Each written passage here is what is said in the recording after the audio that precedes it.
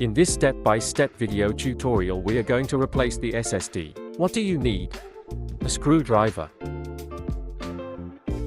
and a container to put the screws in. The first step is to remove the 4 screws.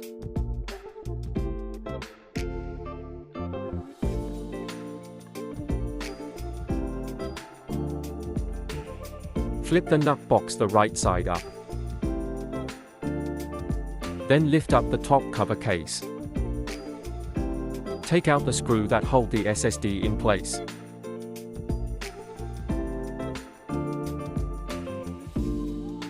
Now carefully lift up the SSD.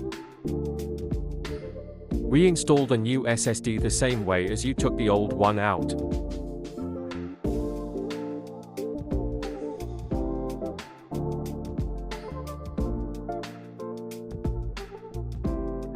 Place back the bottom case.